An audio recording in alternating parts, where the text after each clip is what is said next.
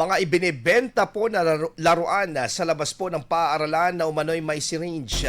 Kinumpiska sa bayan ng Mangaldana. Para sa detalye ng balitang yan, kasama natin Idol Denise Brillante.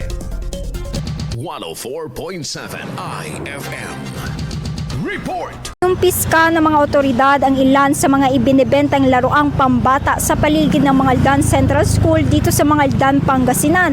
Matapos mapag-alamang ang ilan sa mga ito ay umano'y delikado para sa kalusugan ng mga bata. Sa isinagawang operasyon ng barangay poblasyon na sinuyod ng mga tindahan malapit sa paaralan at dalawang establishmentong nahulihan ng mga laruang may kasamang syringe at iba pang ipinagbabawal na produkto. Nakita namin na nakahanga yung squeezy, ang tawag ng mga bata ay squeezy together with the syringe na parang kinat yung dulo ng syringe. Pero still, syempre hindi pa rin siya safe para sa mga bata.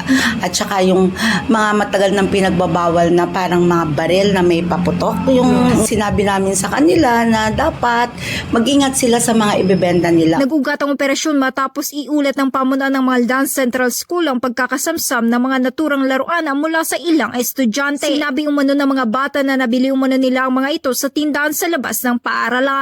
Kami po ay naalarma. Sa totoo lang, nung nalaman po namin na may mga ganung mga laruan, unsafe na laruan na ibinebenta sa labas. Kaagad po nilang tinugunan yung aming request sa kanila dahil nakitaan po namin ang mga mag-aaral na nakabili pala sa labas ng hindi safe na laruan. Sa panayam ng IFM News Dagupan, sinabi ng Rural Health Unit 1 ng Mangaldan na maaari umanong magdulot ng kontaminasyon at iba pang panganib sa kalusugan ng paggamit ng mga syringe at kahalintulad na laruan. Nag-ikot kami, nireport kasi sa amin sa barangay council regarding doon sa mga laruan na parang kung titignan mo is rubberized. Ang concern lang namin doon is yung mga ginagamit nilang syringe, which is used na yung mga syringe. Alam din natin yung risk ng mga syringe.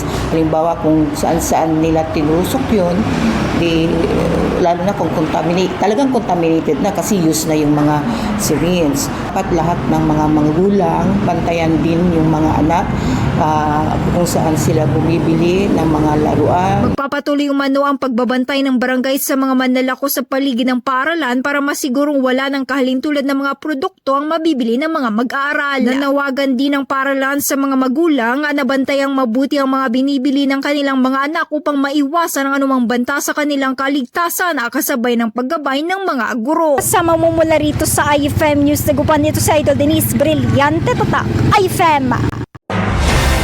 IFM News. IFM News. IFM